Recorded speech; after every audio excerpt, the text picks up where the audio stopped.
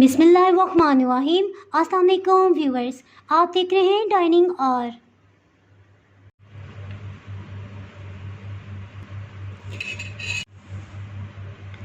ये मैं आपको खा के दिखाती हूँ।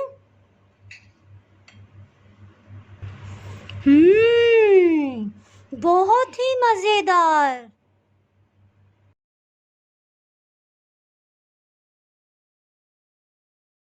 हिना आदिल की स्पेशल फरमाइश पे आज मैं आपसे क्रीम चीज़ पोटैटो कटलेट्स की रेसिपी शेयर कर रही हूँ। अगर आप मेरे चैनल पे नए हैं तो चैनल को सब्सक्राइब कर दें और बेल आइकन प्रेस कर दीजिएगा ताकि मेरी हर नई आने वाली वीडियो का नोटिफिकेशन सबसे पहले आपको मिल सके। चलिए मैं आपसे शेयर करती हूँ ये रेसिपी मैंने किस तरह से बनाई है। एक पैन में 4 गिलास पानी डाला है और इसमें 4 ही आलू डाल दिए हैं।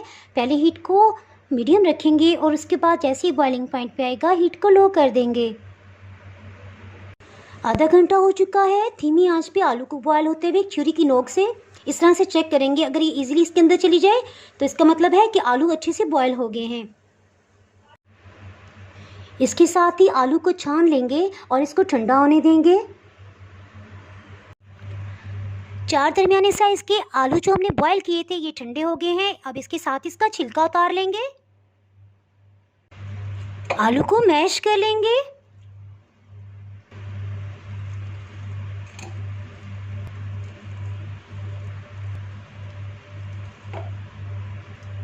चलें जी, ये तो बहुत अच्छे से मैश हो गए हैं। इन आलू के कटलेट्स का मज़ीद जायका और खुशबू बढ़ाने के लिए कुछ साबुत मसालों को फ्रेश ग्राइंड कर लेंगे। 1 खाने वाला चम्मच खुश्क साबुत धनिया, आधी चाय की चम्मच सफ़ेद ज़ीरा, 1/4 टीस्पून सौंफ, लौंग 2 टुकड़े, आधी चाय की चम्मच काली मिर्च, 4 दाने सुर्ख मिर्च के, ये साबुत सुर्ख मिर्च है। अगर आपके पास छोटी सुर्ख मिर्च नहीं है तो आप इस तरह की सुर्ख मिर्च को भी इस्तेमाल कर सकते हैं। अगर ये भी ना हो तो हरी मिर्च भी चल जाएगी। दालचीनी के 2 नरम वाले टुकड़े, 2 कड़ी पत्ते, इनको हम तोड़ के शामिल कर देंगे।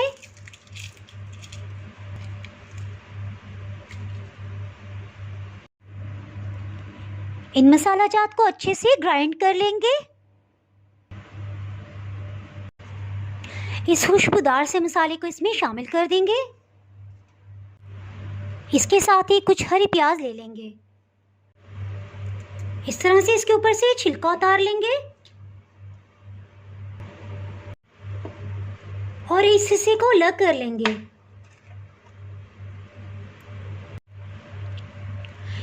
इसी तरह सब प्याज को ऊपर से छील लिया है।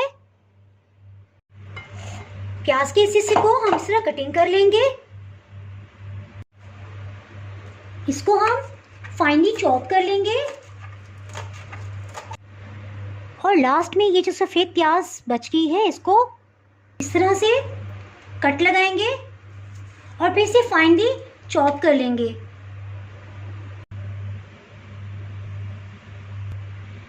इसको भी मैश आलू वाले बाउल में शामिल कर देंगे।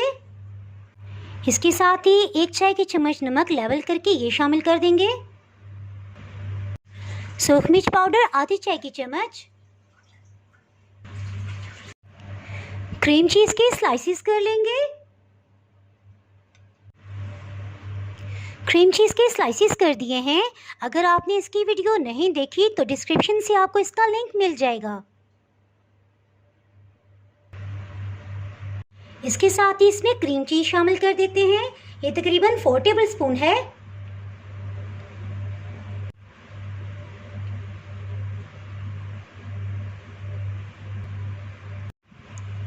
हरा धनिया 4 खाने वाले चम्मच ये शामिल कर देंगे। एक पैन में 1 खाने वाला चम्मच कुकिंग ऑयल शामिल कर देंगे। 2 टेबलस्पून इसमें बेसन डाल देंगे।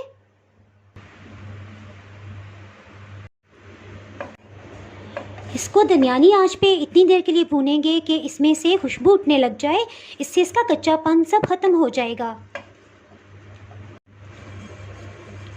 इसमें से अच्छी सी खुशबू आने लगी है और थोड़ा सा गोल्डन कलर आ गया। इसके साथ ही चूल्हा ऑफ कर देंगे। इसको इसी पैन में ठंडा नहीं होने देंगे क्योंकि इसका मज़ीद कलर डार्क हो जाएगा। इसको प्लेट में निकाल देंगे और ठंडा होने देंगे। इसमें भुने हुए बेसन को शामिल कर देंगे। इसको हाथों से अच्छी तरह से मिक्स कर लेंगे।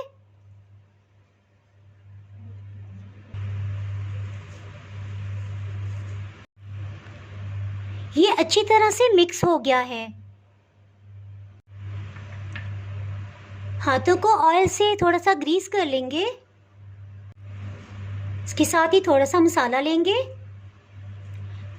इसका पहले एक बॉल बना लेंगे।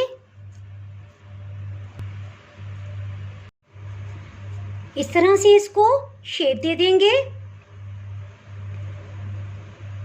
किनारों को बराबर कर लेंगे जहां से भी फट रहे हों। इस तरह से शेप दे देंगे। किनारों से इस तरह से एक प्लेट पे रोल करें तब भी अच्छी सी बन जाएगी शेप।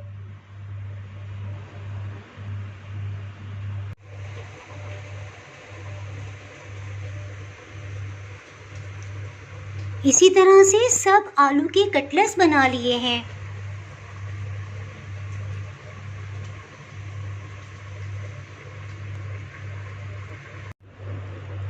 कटलेट्स को फ्राई करने के लिए एक अंडा तोड़ लिया है।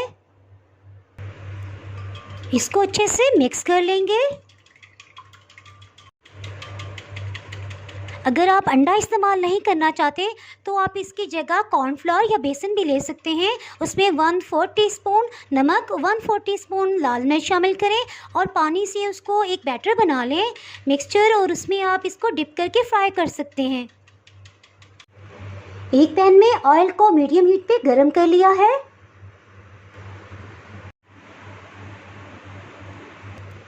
कटलेट्स को अंडे के बैटर में डिप कर लेंगे।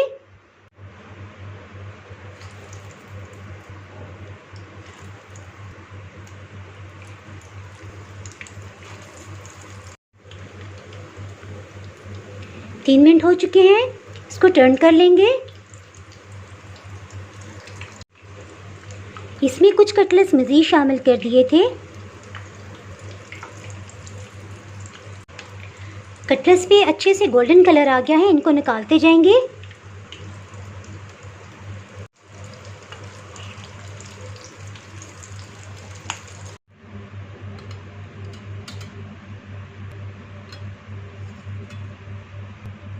सर्विंग डिश में इसको रख देंगे।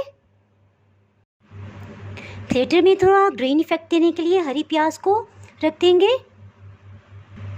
गाजर को भी रख देंगे। कुछ चुकंदर के पीसेस,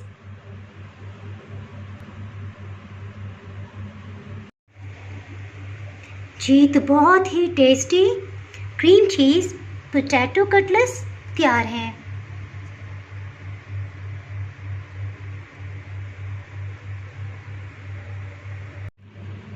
यकीन जाने के जायके में ये गोश्त से बने हुए कबाब से भी ज़्यादा टेस्टी हैं।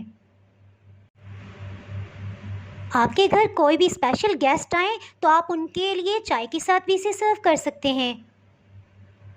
आप बच्चों को और बड़ों को ये सबको ही बहुत ही पसंद आएंगे। आप लंच बॉक्स में ब्रेड के साथ और बन के साथ या नान के साथ भी इनको दे सकते हैं।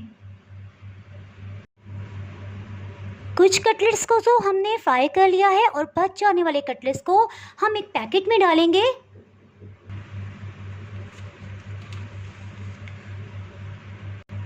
इसको इसी तरह हम फ्रीज़ कर देंगे और अगर आपने ज़्यादा मिकदार में बनाए हैं तो 1 से 1.5 महीने तक आप इजीली इसको इस्तेमाल कर सकते हैं। अगर आपने मेरा चैनल अभी तक सब्सक्राइब नहीं किया तो भी सब्सक्राइब करें और बेल आइकन दबाना ना भूलें ताकि मेरी हर नई आने वाली वीडियो का नोटिफिकेशन आपको मिल सके। अगर आपको रेसिपी पसंद आए तो लाइक कर दीजिएगा और फ्रेंड्स एंड फैमिली के साथ शेयर करिएगा। आप कमेंट्स में ज़रूर बताइएगा कि आपको ये रेसिपी कैसी लगी। अब इजाज़त चाहती हूँ। अल्लाह हाफिज़।